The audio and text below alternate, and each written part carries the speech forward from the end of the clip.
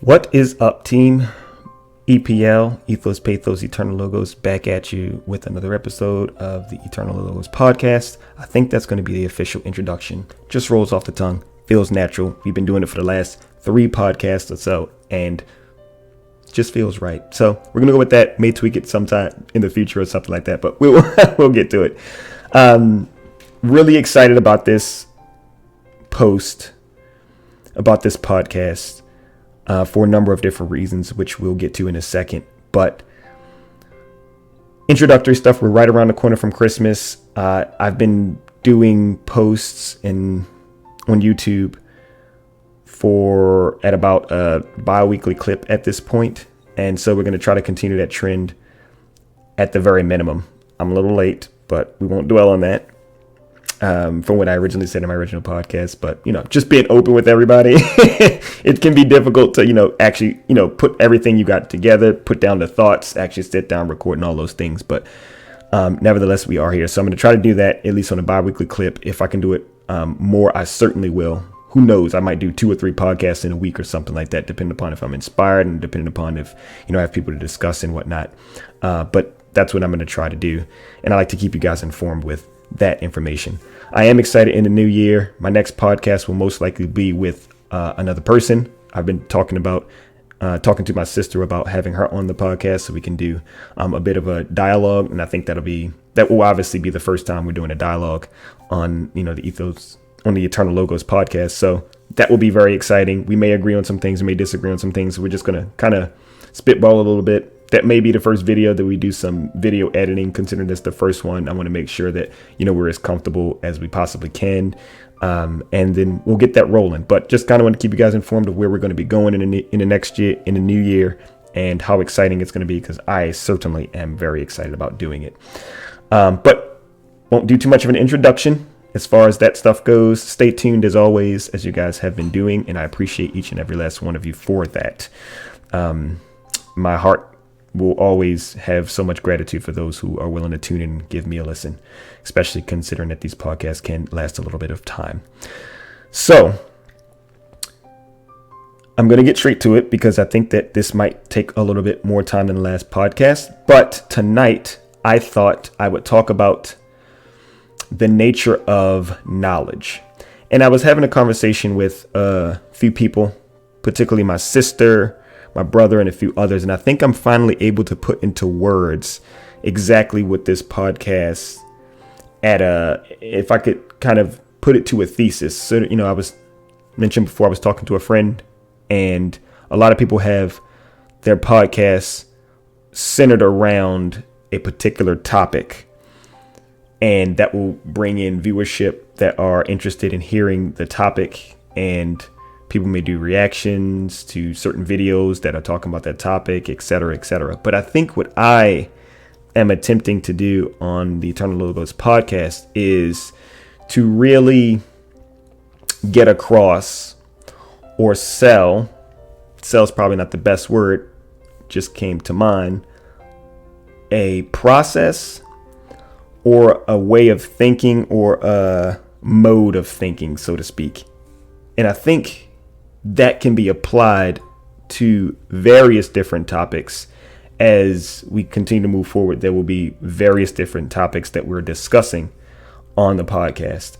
But at its core, I want to make sure that people understand that there's a critical thinking, a way of thinking, a process-oriented way of thinking that can help you disseminate between the information that you're receiving, and then also the information that you're going to be putting forth, the claims that you're going to be making, the conclusions that you're going to draw, etc. So I kind of wanted to put that out there officially, so everyone who's listening can kind of follow along. But I think at this point, I'm able to kind of formalize that a little bit. And I'm happy to kind of get to that point, because again, we were starting kind of broad and we're getting more and more narrow. And as we explore these different topics and discussions, that will be a little bit more important moving forward, so everybody can know, from a thesis perspective, what we're attempting to do. And so that's here, that's official. It's awesome. Tonight, like I said, we're going to be discussing the nature of knowledge. And really, that is to talk more about what it means to have a sound epistemology. Okay, so I'm gonna have to put on my glasses for this. Epistemology is a very big word. It's a philosophical word, and I'm gonna read the definition off for you guys. Just Google it. Look in your dictionaries, like anybody uses dictionaries anymore. Just Google it. But epistemology is the theory of knowledge, right? In the definition, especially with regard to methods, validity, and scope. Epistemology is the investigation of what distinguishes justified belief from opinion. Okay, so notice that it uses justified belief from opinion, not facts from opinion. That's very important. Something we can discuss a little bit later in greater detail, but what we've been talking about in the podcast so far is about belief, the nature of belief, how knowledge, what we know, is a subsection of belief. And I think this definition takes that into account, that everything that we know really kind of comes from what we can find ourselves to believe as human beings, right? We've talked about truth and how truth and belief relate a little bit. And all of this has been sort of me informally doing it, which is great, I think, for, letting people know that when you're contending and thinking about these ideas and trying to really wrap your head around all of these, the philosophical way of approaching it, that it's normal to, just informally put things together, and commonsensically you can kind of come together with a lot of the information as it's presented to you, or as you are, presenting it to others. So I like to think informally about epistemology as just how we know things, right? And that goes obviously very deep. I think there is a natural tendency for any of us to be skeptics of certain bits of information, especially things that we don't agree with, things that or opinions that other people might have. It's very easy for us to be skeptical of them as they pertain to being, justified in their belief for holding that position. It's just like the nature between believer and non-believer, right? There's a natural tension between the two, and there's a lot of debate that goes on. And both sides wants to sort of have a discussion about what it means to have a justified belief in believing or non-believing. And so I thought epistemology would be or the nature of knowledge, or how we know things, would be a really good topic to discuss, especially from where we've come from with the other podcasts. But also, I was really inspired to do this for a reason that we'll get into in a second. But before we get into that, I want you guys to take a moment and maybe pause the video and really think about what this means. And I think I might do this a little bit more often, challenging people to take a moment to actually consider the core of what I'm attempting to get across. Because I think when you really sit down and you really think about these ideas, we tend to take them for granted, but they are really, really rooted deep down in our psyches, in who we are, personality wise and otherwise. And I think it's when you put them in a microscope and you're investigating these ideas, the definitions, why we hold them, it really can make you think at a deeper level and really grasp and not take for granted the things that we just freeball and we put out there on a daily basis, right? So I want you to pause the video and really think about the nature of knowledge, how you've come to know things, whether you think it's valid to trust or accept or believe in those things as it pertains to epistemology. So go ahead and pause the video for a second and we'll get back to discussing and why I felt inspired. Okay. Whether you pause the video or not, we're back. So it's a bit of a story. I came up with this was inspired to do this podcast? Maybe, I would say Saturday night to Sunday morning. I was inspired. So what happened, and I told this story only to one person. Shout out to my friend Katie. I was asleep. I went to sleep the night, Saturday night, and I woke up and I had to go to the bathroom. So I went to the bathroom, and as I was coming out of the bathroom, I was putting my hair up in a bun to go back to sleep. I put my hair in a bun to go to sleep. Otherwise, it would be everywhere. My hair is super long right now, by the way. And as I'm putting my hair up in a bun, I hear a creak in the floor. You know how you're walking on the floor and you hear just the floor making noise? What I thought was a creak in the floor. No problem. Didn't really pay it much mind. But as I go back to bed, I find it hard to fall asleep. And when I find it hard to fall asleep, I'll usually watch something on YouTube or video or something, just to engage my mind. And then, I'll kind of usually pass out to it, or you spend time just thinking about it. But in this particular case, I'm sitting there and I'm watching the YouTube videos, and I go to scratch my face on my earring side, which is this side here, and I noticed my earring was missing. It happens to me before. I'm sure it's happened to you if you have earrings, if you fall asleep with your earrings in.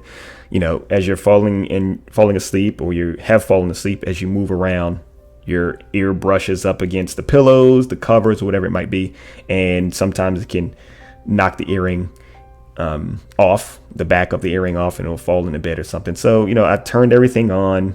Well, not everything on, but I turned the lights on. I pull out my phone flashlight, and I'm looking for my earring on the bed, as you would expect it to be on the bed. And every single time my earrings ever come out, it's been in the bed somewhere. So you rummage through the covers, you look everywhere, but it wasn't on the bed.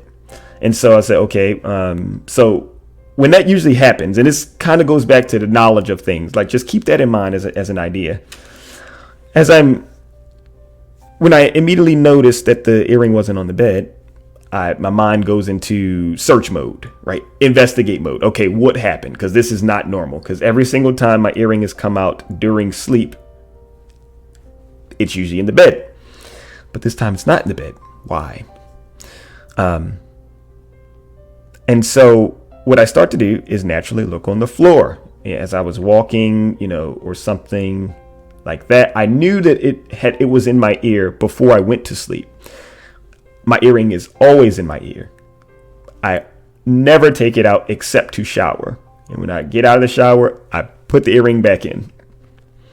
And so I'm searching on the floor, and I didn't find anything on the floor around the bed, where I immediately went. And then it dawned on me. I went to the bathroom, and I heard something hit the floor, or I thought I heard the floor make a sound. So maybe it's in the area. Maybe as I put my hair up, my hair brushed up against my ear and it knocked it out. That's happened before. My hair gets caught on my jewelry all the time, and it may have fallen on the floor. And so I turn on the bathroom light because it's right in the area where I was leaving, in addition to having the phone flashlight as well. And I find it in the area right where I was putting my hair up. It made sense. Okay, so my mind works. I'm extremely logical, and I'm very rational. Okay, so these things will tend to go through my brain very, very quickly. But I want to, on this podcast, the point of this is for me to kind of give you guys what goes on in my mind and try to put it in terms that, that can be understood by other people, because I know I don't always, what goes on in my mind might not make sense unless I break it down, so like I said, these things happen really quick. So I know when my earring comes out of my ear, I usually expect that, something brushed up against it. Like I said, the earring back falls off and the earring slides out because it's a stud. So anybody who wears stud earrings, if you're not familiar with a stud earring, studs come in two parts, right? They come with a back and they come with the stem of where the earring is, and you put the stem through your ear and you put the stud through your ear, the stem, and you put the back onto the back of the stem after it's been put through your ear. So naturally and rationally, if your stud is to come and fall out onto the floor or come out of your ear, it's going to be in two parts. That's how it works. Unless you have a hole in your ear, or your hole has gotten bigger. Some people gauge their ears, so some people will know what that exactly is like. Or there's something, there's a method to the madness if your earring is to come out of your ear while the back is on it. So why do I say that? Because when I found my earring, I lied to you not. This is 100% an authentic, true story. I'm looking for my earring, and I found my earring where I was in the area where I heard something hit the floor as I was putting my hair up, as I was leaving the bathroom after I woke up and had to go to the bathroom and was walking back to the bed to go to sleep. I found my earring in one piece. The back was still on the stem of the stud. I thought to myself, well, that's odd. That's extremely odd. Like, again, I wear my earring all the time. I've never put my earring in, not a single time, and had it in such a way where it would just, where the back was still on the earring and I put it into the ear and thought that I put the back on it after I put it through my ear. I just have never done that. It's just not my routine, nothing like that. But a rational-minded person who might be trying to reconcile how this can be the case might come to that conclusion. Maybe I made a mistake. Maybe I did something counter to what I used to doing. But I thought, I don't think that's a good explanation, considering that if that was the case, the earring would have most likely come out during my sleep, and I would have found the earring on the bed as opposed to on the floor after I had went to the bathroom and was coming back to put my hair up and to go back to bed. So that didn't seem to make sense to me. It is a possibility, but highly improbable. Not only that, but I'd had my earring in my ear during the day, right? So it would have come out at some point before. So how does the earring end up in one piece? A two-part earring ends up in one piece on the floor.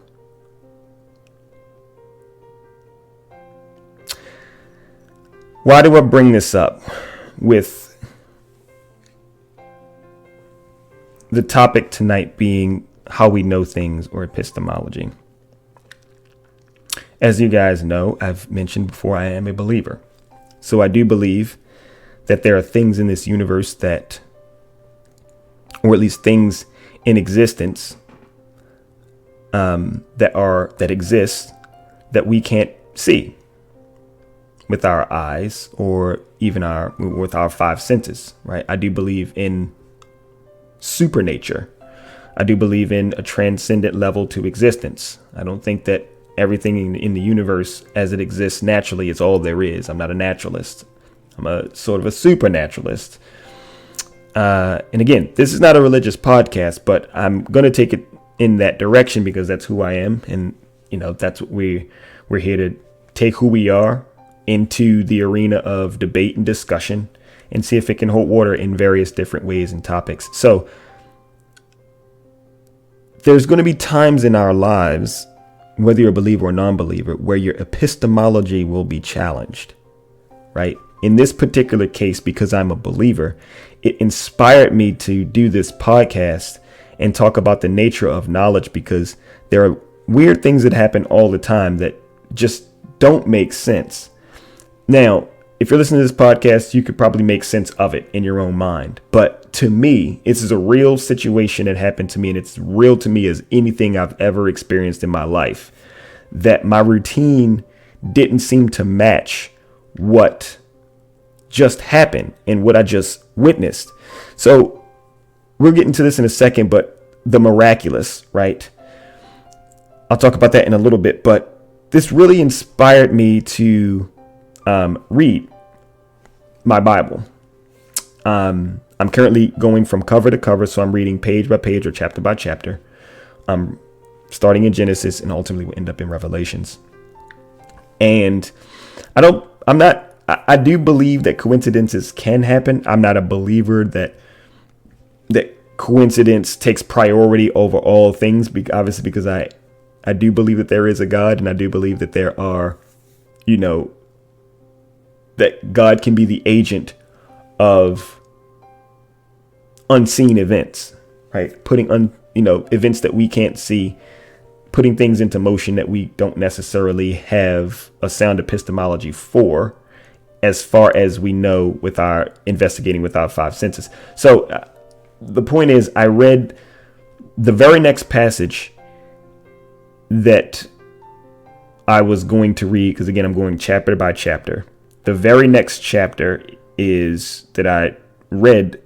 I literally, in that moment, I turned on my lights and I was reading the chapters. I just felt that inspired. And so the very next chapter that I was reading, it's 2 Kings 6. So for you Bible believers out there, you can turn to the scripture. I'm not going to preach, even though it may come off as that a little bit. But the very next chapter that I read, 2 Kings 6 chapter, and I read the whole thing, but a particular portion of the scripture stood out to me, or the chapter stood out to me. And it's weird how things can work, man. I promise you. I immediately got inspired because I found my earring in one piece after it had fallen out of my ear, right? To me, that is sort of, this is probably a weird term to use, but it's a rational miracle, right? It's like, it's not, something came out of thin air or something like that. It was my earring just simply came out of my ear, and there's no reason why I would have ever expected that the back would have been on the earring when I found it, but it was. And that was super interesting. And I think that you can define miracles to mean a number of different things. I think when I say a rational miracle, it is to say that this can fall within the possibility, or, it can fall into possibility, but the probability is so low that you never expect it to happen, right? And we can give plenty of examples of what that might be, right? If, someone is skydiving, right, and the parachute doesn't work and they hit the ground, it's possible that they'll survive, but probably it's going to be very slim to none. There's going to have to be some very, very, I know it's happened before, but it's in rarity, right? And so that's kind of what I kind of coin rational miracle. It's like, it's conceivable that it can happen, but the probability is so low that we might as well count it as being miraculous, right? But I don't put it necessarily into the category of other miracles, where, like I said, things may come out of thin air, or you might, what I'm saying? Like there's different categories, I think, but I kind of consider that to be miraculous, like, like in some ways, right? Because again, it's so rare that you wouldn't expect it to be the case. But anyway, the portion of scripture that I read, 2 Kings 6, it's about miracles, right? It's the very first portion of the chapter. If you're not familiar with the Bible, Elisha, a prophet, is doing his prophet thing. I'm going to paraphrase this a bit. So if you want to go back, you want to read the entire, Elisha's after Elijah, and there's some prophet lineage there, and who becomes a prophet after whom. But Elisha is the prophet at this point, and he has some servants that basically come to him and say, hey, we want to go build a place, because the place where we are, I think the Bible says it's too straight, which means it's too small. We want to go build and go make ourselves a place in a different area, just to give out, for whatever the reason. The reason's not necessarily, it doesn't go into great detail, only as you get the idea that they want to move because there's not enough space for them in that area. And Elisha says, yeah, go ahead and let's make the place. And they say, Elisha, will you come with us? Right? Like, we want you to come with us. And he says, yes, I'll go. So they go down to build this place for themselves. And they're chopping down the wood and they're building. And one of the servants is chopping down wood. And the axe head of the axe that he's chopping the wood with falls into, I believe it's the river, or it falls into water, and it sinks to the bottom, as you would imagine iron does. When you put iron in water, it will sink. And he tells Elisha, he's like, there's a blunder. My axe head fell into the water, right? And Elisha basically says to him, where did it fall? And he says, fell right around here, this area. And Elisha cuts down a stick and he casts the stick into the water where the iron fell and sank. And the Bible says the iron did float. In other words, it came up to, and he takes the axe head and the man took it. Very weird entry, as far as if you're reading the Bible and you think about the Bible in the grand scheme of things. It's, the Bible is interesting in that sense that, like, there's these moments where you're just like, what's the point? But it's all very purposeful, obviously, and I'm sure the context of the story will make its way in a lot of different areas. But for what I was inspired by, it was interesting that the Bible itself, be it a very interesting book, oftentimes raises the questions before we, particularly us in the 21st century, can raise them intellectually. In our information age, there's so much information, and all of us are so smart based on, the information that we have available to us and how we parse through that information and all the science and all of this philosophy and everything that some we take for granted, some we don't take for granted. We go and we study it and we try to get better and we become experts in different fields and all of that stuff. But it's interesting that the Bible oftentimes brings up these stories, and honestly, when you read them in an intellectual way, when you read them rationally, or when you are seeking, the truth of the scripture or what have you, even if you're a non-believer and you're reading the passages of the Bible, I think there's oftentimes, I have friends that have told me these things when they read the Bible, that there's a lot of things that it just seems to be weird that the Bible and the authors of the Bible, they write. And I think this is one of those stories you can probably put into that category.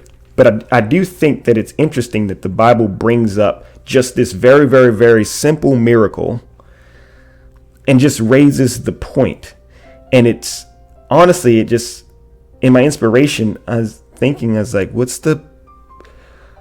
if we think about epistemology and what we know in relationship to what we don't know, and miracles is one of those categories of discussion amongst scholars, theologians, and all the rest of it. If we think about what it means to not know something, or at least to be agnostic about that which we can't investigate from a scientific perspective, even though a lot of philosophy falls into that category, right? To bring up and to think about something like a miracle, like my earring falling out of my ear and the back being on the earring, or an iron axe head floating on water. They're very simple, right? In the grand scheme, it doesn't move mountains. It doesn't really, this story right here is not going to convince somebody to become a Christian. You know what I'm saying? But it does raise a question about how we know things and what we will accept and what we feel like we can accept and what we feel like is justified belief. And I was really inspired to tell you guys that story because I think there is a great deal about life that we don't know. I'm not saying that we should jump to conclusions, and some people think that believers, Christians, people of other believing religions think that we're just jumping to conclusions. But I often make the point that I don't think religion is unlike every other discipline that we engage in, be it biology, chemistry, physics, philosophy, psychology, math. I don't think it's unlike any of the other disciplines. I think more so that just like the other disciplines, you have competing ideas or competing theories, and people come together and they debate them. And based off of, the different evidences that may present it, the claims that will be made, etc., which is the most convincing arguments and those kinds of things, the persuasion techniques and all the rest of it, ultimately what emerges from that debate between two different, in this case, religions, or if it was in biology, two different biological theories, when they compete, ultimately what emerges is the more truthful position to hold, right? That which we can say we have more justified belief in. You know what I'm saying? And I don't think religion is much different from that. And I think that in our world today, because religion is so personal to people, we tend to take a very sort of social approach to it. It's so deeply ingrained in people that when we have two competing religions, we tend to just say, let bygones be bygones, right? That's great, but it doesn't really get us further to religious truth, right? And I think that for us who are religious, we're happy to engage in this kind of, discussion and debate. Whether you're convinced of it at the end of the day is up to you. Obviously, no one can convince you or force you to be convinced of anything. You ultimately have to look at the information and make the decision. And that's like every discipline. Everybody at some point had to listen to the arguments for evolution, right? And you have to accept parts of it, deny other parts. Overall, you like it. Overall, you don't like it, or whatever the case may be. But ultimately, you had to get to a place where you felt like the information and the evidence presented was justified, and for you to accept it as something that you hold to be true and something that you believe. And when it comes to miracles, I think people are uncomfortable with the idea that miracles can exist because you can't do this sort of investigation with it the same way that you can do with biology or analyzing like a single cell organism, or doing work in physics and being able to come up with descriptive models, tables, or descriptive formulas that can help us better understand gravity, for instance. But I don't think that necessarily disqualifies the miraculous. Now, some people will be more agnostic on the miraculous. They'll say things like, oh, show me a miracle, right? And then I'll believe it. Some people go a little bit further. They want to see miracles in the lab.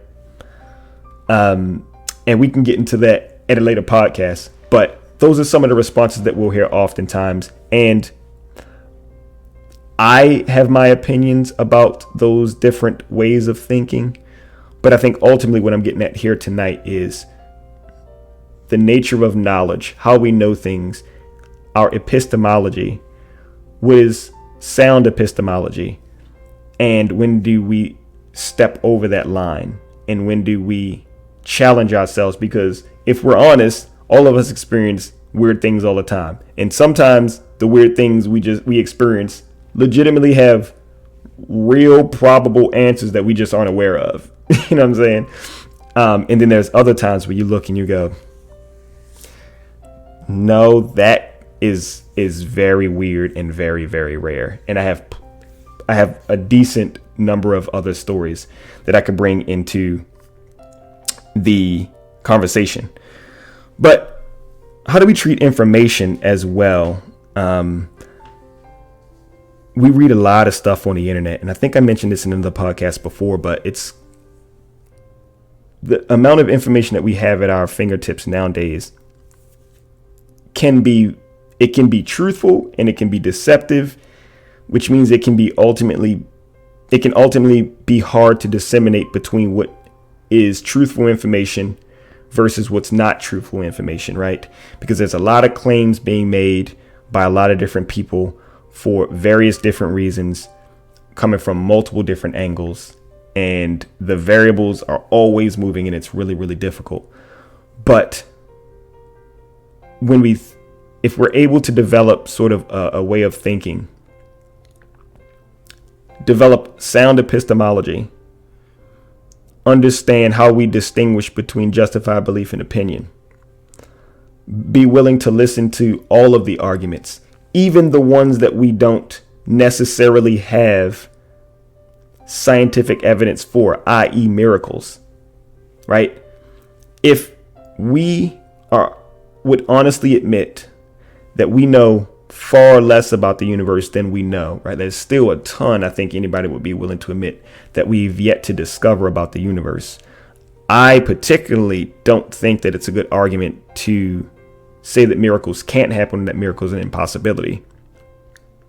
And anybody who says that, I'll argue tooth and nail with them about that, because you don't know, right? If anything, it's better to have an agnostic position on it. And agnosticism is just having the position that you don't know, essentially. We can get into that at another podcast as well, because that is a very interesting topic. But I felt really inspired to tell that story, to relate it back to the knowledge of things, relate it back to epistemology, to challenge everybody listening about what it is that you think you know, how you come to know things. Are you open to the possibility of believing in the unseen, things that you can't investigate with your five senses? And here's some feedback on that, and see what you guys think, because this is a massive debate and a massive topic. And I think it's definitely one worth having, and something that we should continue to discuss in the future. So that's the podcast for tonight. Didn't know exactly how it was going to, sort of come together when I first got inspired. There's other parts of the scripture as well that are interesting. For instance, that first part about the axe head floating is really interesting because it's such a short miracle. It's such a simple thing. It's like me finding my earring on the floor with the back on this. It's very simple, but it's in there. Again, it's not going to move miracles. If you don't believe, you've never even heard that story, and you're a Christian, it's not going to hurt your salvation if you don't know that story. You know what I'm saying? But it is interesting that it brings up that even the biblical scriptures find it important to remind us as believers that God's always with us, even in the most small ways. Because obviously what they were doing was very purposeful, when it is evident, or at least it's understood and implied to be a good thing, that they're building a place, right? But it's still such a small thing. But even the small things should never go unnoticed, in my opinion. And we should never take them for granted. And you contrast that story in that chapter with the very next portion of the chapter, which is there's a siege on against Israel from Syria. And the king of Syria is looking for the king of Israel, essentially. And I'm going to paraphrase this as well, too. But he sends out men to find Elisha, because the men tell the king that Elisha will know where the king is. He'll know exactly where to find him. So if we can go get him, he'll be able to take us to the king, and we'll be able to, siege, take over Israel, do what we were intending to do. And so the king sends out chariots and horsemen, and it's a technical term in the Bible that means sent men out for war. In other words, I'm sending people out to fight. These people are coming to town and they look intimidating, like they're coming with with the bands of war. But they get to the town where Elisha is, and Elisha comes out and sees the men, chariots and horsemen. And one of the young men that's with Elisha is terrified. He sees the men, and he basically is like, Elisha, what are we going to do? Right? Like, they're here for war, and we have to, essentially, we're going to have to give them what they want, because we're not able to really fight. And, he's afraid. But Elisha's not afraid. And Elisha says, in the chapter, he says, "Fear not, for they that be with us are more than they that be with them." And the very next, in the next verse, Elisha prays and asks that the young boy's eyes be open to what he can see. So Elisha could see something that the young boy couldn't. And even the men of the chariots that had come from Syria couldn't see. And God grants that prayer, and he opens the young man's eyes. That's with Elisha, that's afraid of the chariots and horsemen. And what the young man sees is, he sees along the mountain, he sees men of fire, chariots and horsemen of fire, essentially. In other words, those are some technical biblical terms that basically says that more or less the armies of God.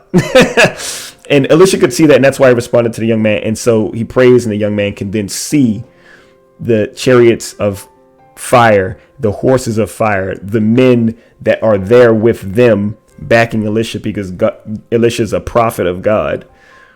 And the young boy obviously is no longer afraid, because Elisha's basically saying, we got back up. You know what I'm saying? And the point of me of bringing that story up in contrast is that you have, at the first beginning of the chapter, you have a very, very small miracle, seemingly unimportant. Again, if you've never even heard that passage before, it's like 7 verses. And then in contrast to this more grand display of what you would call miraculous, right? Again, that's probably the different category of miracle. When I said there is like rational miracle, something you can probably conceive of happening, but it's so improbable. This, seeing the chariots, the fire, the chariots of fire and the horsemen of fire, is tantamount to real, like, spirituality, like really, something that you just wouldn't be able to reasonably justify unless there is a supernatural God, right? In this case, in this particular passage, is obviously the Bible is making that claim that there's a real supernatural God behind it all, right? Because Elisha makes the prayer to God, etc. And so just the contrast of the two it struck me as being incredible.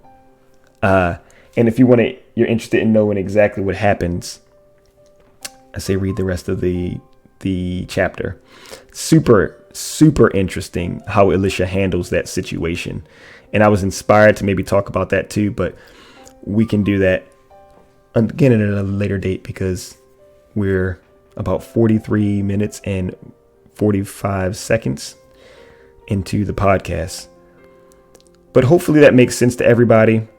In conclusion, what I hope that you will gain from this podcast, or at least very least think about, is epistemology, the theory of knowledge, how we know things, the nature of knowledge, kind of going back to the other podcasts, but what it means to have justified belief, apart from simple opinion. What is a fact? How does that work in possibility versus probability? And what does it mean to be open to other forms of knowledge that, in all honesty, in 2021, we're kind of pushing to the wayside a bit? at the behest of intellectuals and scientific investigation and inquiry. And I think that's worth thinking about, challenging yourself on, and bringing up as a topic of discussion and conversation in your inner circles, understanding what that means. And then you'll be able to challenge other people and kind of see where their head is. But you have to, sort of understand these terms and think a little bit deeper about knowledge, etc. So thank you guys so much, as always, for tuning in. Hopefully that was super informative. Hopefully you enjoyed that particular podcast. Again, I was super inspired. Hopefully you enjoyed my story. Again, this happened. So it's amazing when you can kind of experience and see things, and then also think about how that challenges you in your mind and how you think and how you move forward. So thanks again. Let's talk about it. Leave a comment in the comment box below. Like the video, and tune in for your future podcasts with, the Eternal Logos channel, and look for more content, much better content as we continue to move forward with discussions, debates, and all that stuff coming to you in the new year in 2022. So thank you guys. Have a blessed night. I appreciate you all. And we'll see you in the next episode.